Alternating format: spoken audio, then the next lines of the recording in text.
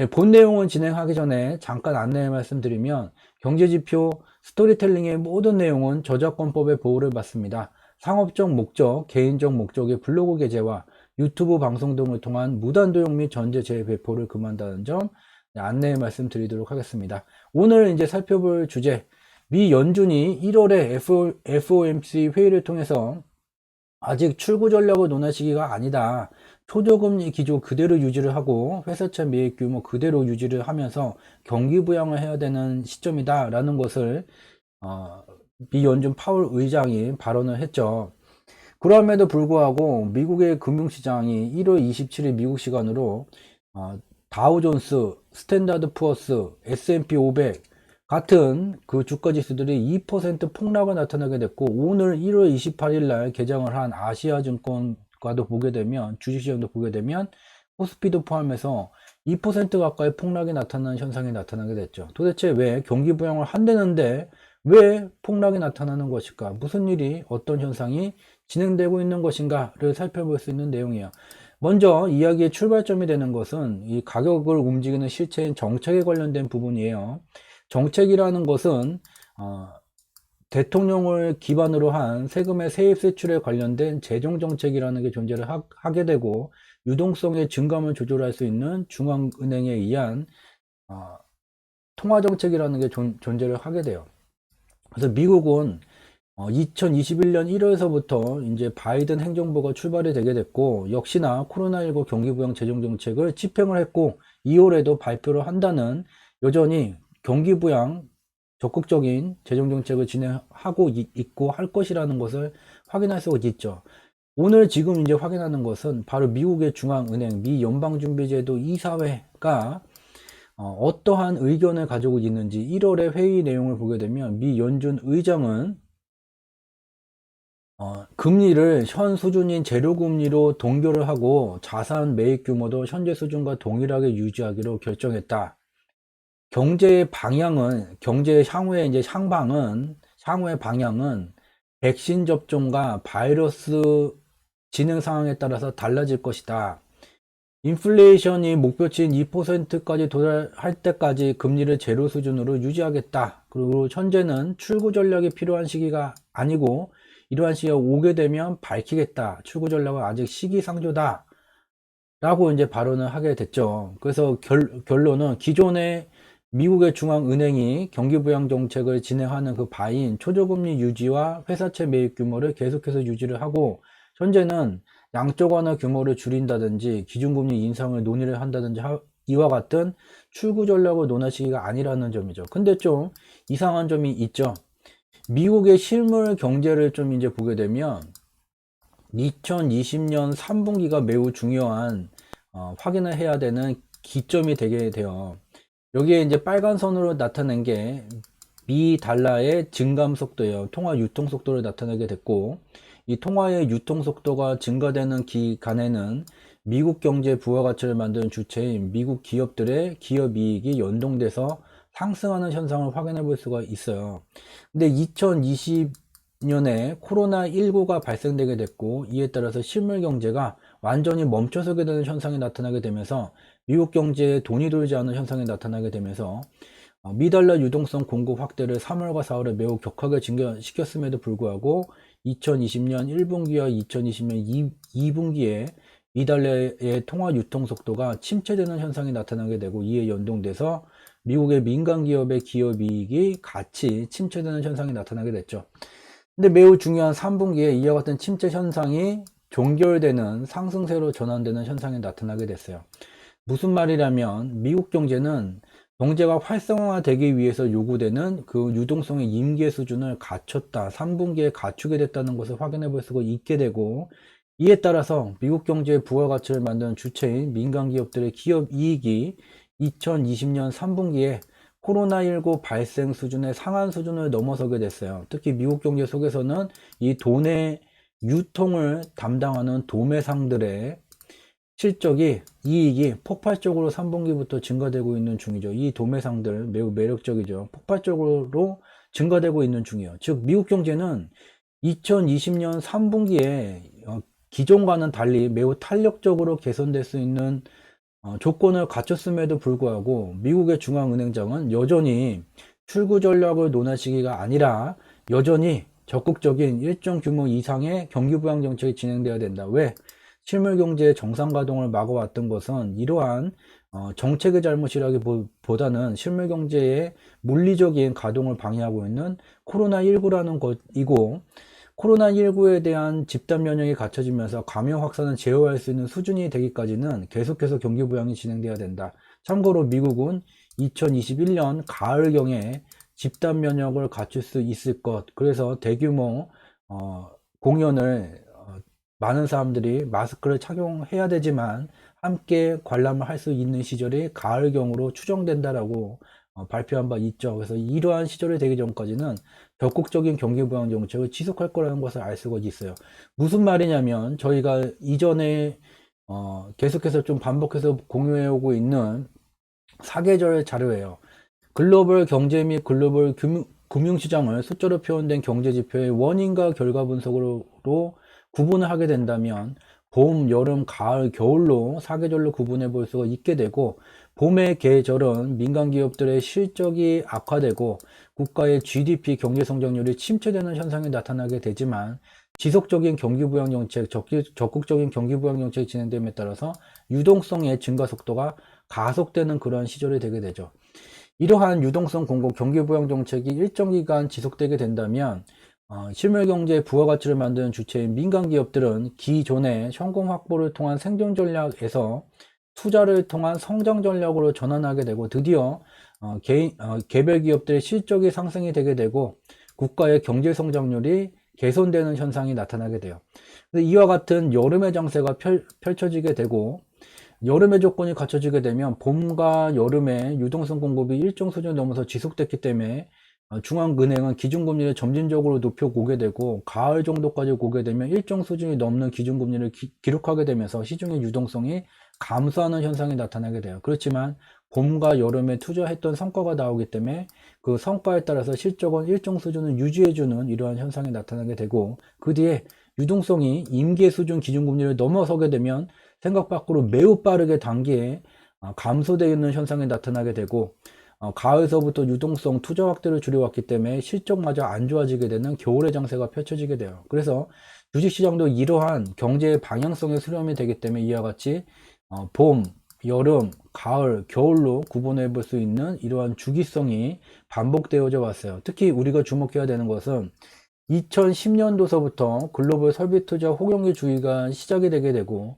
2013년도서부터 글로벌 부동산 호경기 주기가 시작됨에 따라서 다시 봄의 장세가 진행이 되게 됐고, 그 다음에 2016년을 넘으면서 개별 기업들의 실적이 매우 빠르게 증가되는 여름의 계절로 들어가게 됐지만, 2010년 이후에 미국의 중앙은행은 지속해서 2008년 글로벌 금융위기 때 미국 경기를 부양하기 위해서 미 행정부가 발행했었던 보유 자산을 미 연준이 직접 매입해줬고, 그 보유 자산의 규모가 대규모가 됨에 따라서 이를 시중에 계속 매각해 왔어요. 특히 매각 규모를 늘린 것이 2016년도서부터 보유 자산의 시중에 매각 규모를 늘리게 됐고, 대규모로 시중에다가 보유자산을 매각함에 따라 이 보유자산의 가격만큼 미달러 유동성이 급격하게 사라지고, 미달러를 환율제도의 근간으로 삼고 있는 대부분의 국가들에서 안정적인 환율제도를 유지하기 위해서 비례적으로 유동성을 줄이면서 글로벌 유동성이 2016년도부터 매우 급격히 안 좋아지게 됐죠. 미달러 유동성이 줄어들게 되자 미달러 가치는 2016년도서부터 2019년 8월까지 매우 강세를 나타나게 돼요. 미 연준이 이와 같이 미달러 유동성을 줄이게 됨에 따라서 여름의 장세가 채 얼마 진행되지 못한 채 가을의 장세로 유동성이 급격히 감소되게 되는 가을의 장세로 들어가게 됐지만, 미 연준은 2019년 8월에 이와 같은 대규모 보유자산 매각을 종료를 했고, 친절하게도 2019년 4월에서부터 언론에다가 이와 같은 내용을 보도해 왔죠. 그래서 저희 경제지표 스토리텔링은 2019년 4월에 미 연준이 우리 대규모 보유자산 매각 조기 종료할 거다라는 뉴스 보도를 접하자마자 이와 같이 미 연준의 대규모 보유자산 매각이라는 게 글로벌 경제 및 글로벌 금융시장에 어떠한 영향을 미쳐왔고, 대규모 보유자산 매각을 조기 종료하게 된다면 그 뒤에 어떠한 일들이 벌어지게 될지 2018년 12월 공개방송서부터 2019년 글로벌 경제 및 글로벌 금융시장은 인플레이션 현상이 강화가 되게 되고 이에 따라서 금융시장은 상승세가 강화될 것이라는 것을 계속해서 이제 진척도를 점검해 왔고 그게 2019년 9월서부터 진행이 되게 됐죠. 근데 여기서 주목해야 되는 것은 지나고 나서 보게 되니 봄, 여름, 가을, 여름 이상기온이 발생되게 되면 그 뒤에 이상기온이 또다시 발생이 되는구나.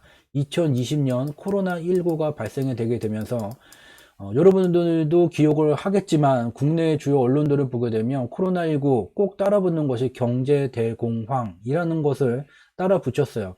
그렇지만 저희 경제지표 스토리텔링은 6월달 공개방송서부터 2020년 6월달 공개방송서부터 이와 같이 숫자로 표현된 경제지표 원인과 결과 분석을 한 내용을 시각자료로 이와 같이 색깔로 표기를 해서 누구든지 확인할 수 있게 나타낸다면 우리는 경제대공황을 말하는 겨울의 시기가 아닌 똑같이 개별 기업들의 실적이 안 좋아지고 국가 경제의 경제 성장률이 마이너스 침체를 나타남에도 불구하고 적극적인 경기부양 정책에 따라서 유동성 공급이 확대가 되게 되는 겨울의 경제 대공황 시기가 아닌 봄의 장세에 와 있다는 것을 지속적으로 2020년 6월 공개방송서부터 진척도를 살펴왔었죠. 이와 같은 시절에 와 있고 우리가 주목해야 되는 것은 앞서 이제 살펴봤었던 봄의 장세를 초기, 중기, 말기로 나눠 본다면 미 달러 통화 유통 속도가 2020년 3분기서부터 침체 현상이 종료되게 됐고 그리고 기업 이익이 코로나19 발생 이전 수준을 2020년 3분기에 넘어서게 됐죠. 즉 초기, 중기, 말기 중 말기 무렵에 진입했다는 것을 알 수가 있어요. 그렇지만 여기서 매우 중요한 것은 여름의 장세로 넘어가기 위해서는 실물경제가 정상가동이 돼야 되는데 이 실물경제 정상가동을 막는 것이 여전한 코로나19 감염 확산 2기에 미국의 중앙은행은 가장 중요한 것은 이와 같이 코로나19 감염 확산 국면이다. 그래서 이 감염 확산이 제어될 수 있는 수준까지 오기 전까지는 실물 경제가 결국은 정상 가동이 될 수가 없고 그렇기 때문에 경기 부양 정책은 지속되어야 된다는 매우 영민한 판단을 의사결정을 내렸다는 것을 확인해 볼 수가 있게 되죠. 그리고 우리가 지난 시간에 이제 살펴봐 왔듯이 여름의 장세는 어떠한 특징을 갖게 되냐면 기준금리가 서서히 올라가게 되면서 그간 적극적인 경기 부양을 통해서 과도하게 공급됐었던 유동성을 점진적으로 흡수해가는 현상이 나타나게 돼요. 기준금리를 올린다, 주식시장 폭락이다, 아니라는 걸 직접 눈으로 확인해 볼 수 있게 되죠. 봄의 장세를 유동성 장세, 여름의 장세를 금융시장에서는 실적 장세로 구분해 볼 수가 있고 말로만 이렇게 구분하는 게 아니라 지금 눈으로 직접 확인할 수 있듯이 경제지표의 원인과 결과 분석으로 직접 구분해 볼 수 있다는 점도 외면해서는 안 되는 현실이 되겠습니다.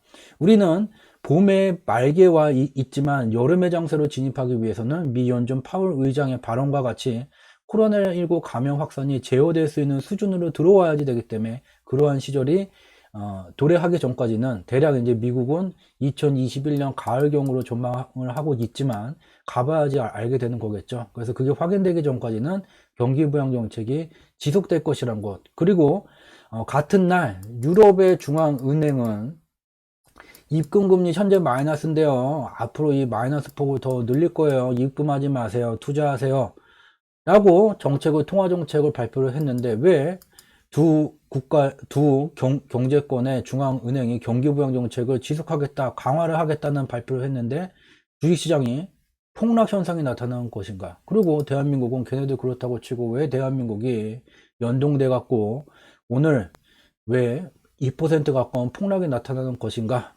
3월 25일 저희가 운영하는 유튜브 채널이나 아니면 주가를 상승시키는 경제지표 주상지라는 것을 검색을 하게 되면 3월 25일 진행했었던 공개방송 자료에 더 상세한 내용이 있죠. 한머니의 글로벌 금융시장 운영 메커니즘, 미국 따로, 유럽 따로, 일본 따로, 대한민국 따로 국밥이 아니라 존 템플턴 경이라는 사람이 글로벌 ETF라는 상품 개념을 만든 이후에 거대 자금을 운영하는 투자 조직들은 다 연동해서 움직여오는 메커니즘 원리가 있다. 그리고 그러한 내용을 말로서만 설명하는 게 아니라 3월 25일 자료를 통해서 더 상세히 살펴볼 수 있게 되고 단적으로 글로벌 옵션 지수를 통해서도 확인해 볼 수가 있어요.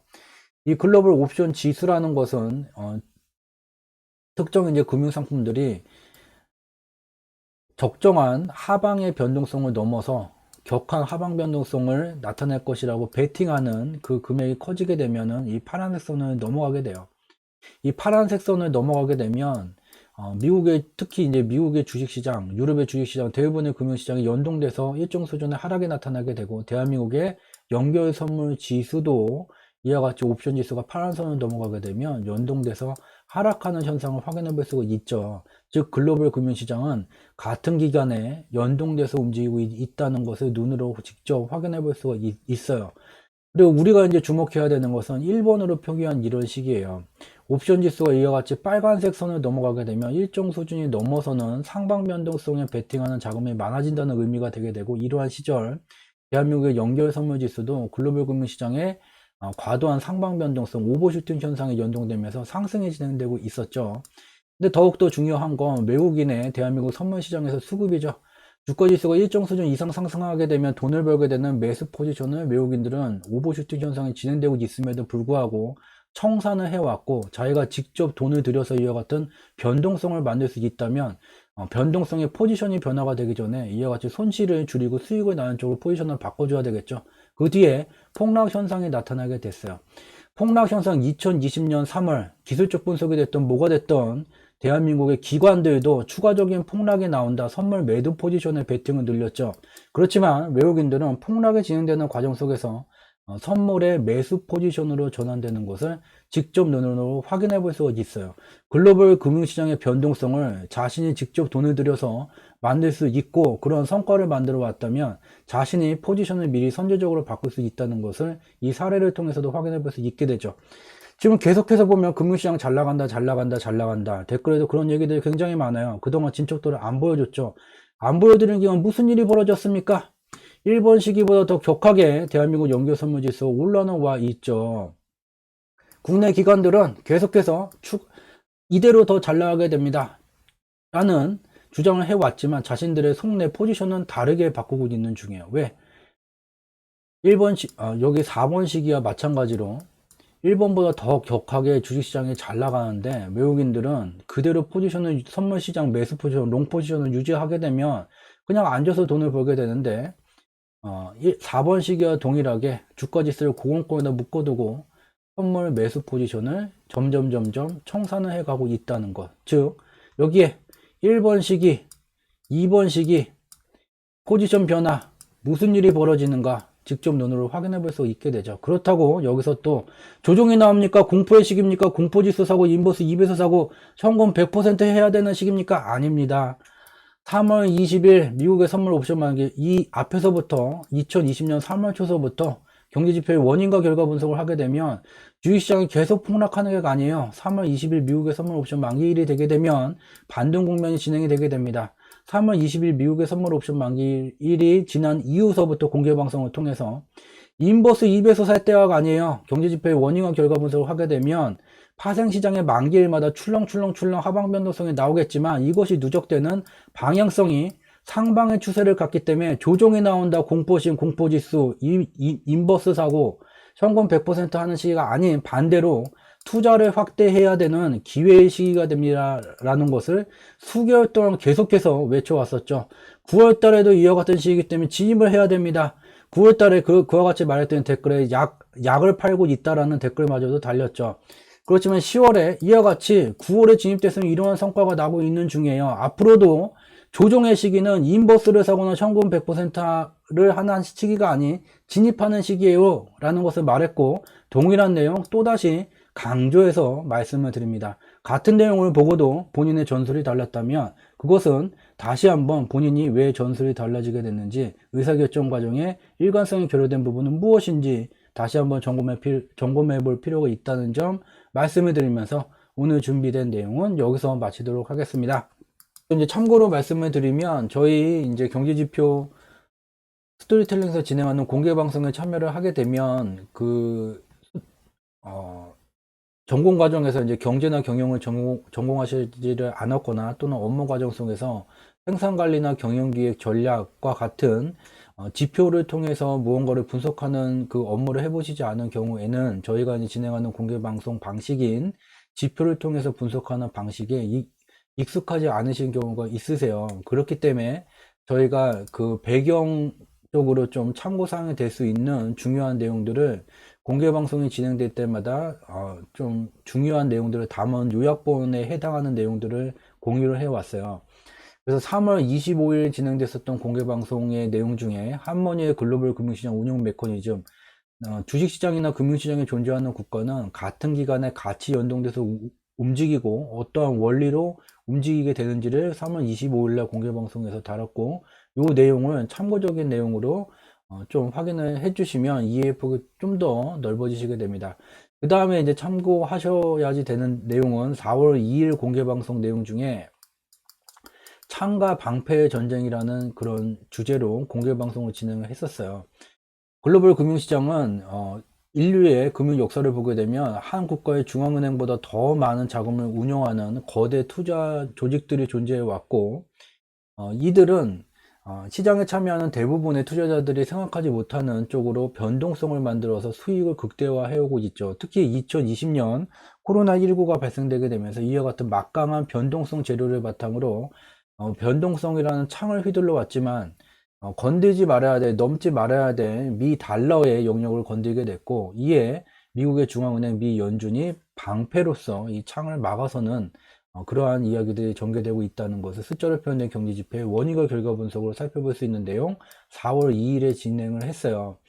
그리고 6월 12일에 진행됐었던 공개방송의 두 번째 주제를 보게 되면 숫자로 표현된 경제지표의 원인과 결과 분석으로 글로벌 경제 및 글로벌 금융시장을 분석하게 되면 봄, 여름, 가을, 겨울에 구분되는 사계절을 구분해 볼 수 있게 되고, 우리가 이 사계절 중에 어느 시절에 와 있는지 6월 10일 날 공개방송서부터 경제 대공황을 논하는 겨울의 시기가 아님을 지속해서 그 진척도를 살펴오고 있는 중이고요. 요 세 가지 정도 공개방송, 과거에 했었던 공개방송 자료들을 찾아서 보시게 된다면 좀 더 경제나 경영 또는 이제 지표를 통해서 분석하는 내용이 익숙하지 않으신 분들의 경우에 좀 더 익숙함을 빨리 갖추실 수 있을 것 같습니다. 여기까지 좀 안내 말씀 드리도록 하겠습니다. 오늘 방송은 여기서 마치고 저는 다음 주 화요일 밤 10시에 다시 조금이라도 도움될 수 있는 양질의 콘텐츠를 갖고 찾아뵙도록 하겠습니다. 늦은 시간까지 함께 참여해 주셔서 진심으로 감사드리도록 하겠습니다. 늘 행복하시기 바랍니다. 고맙습니다.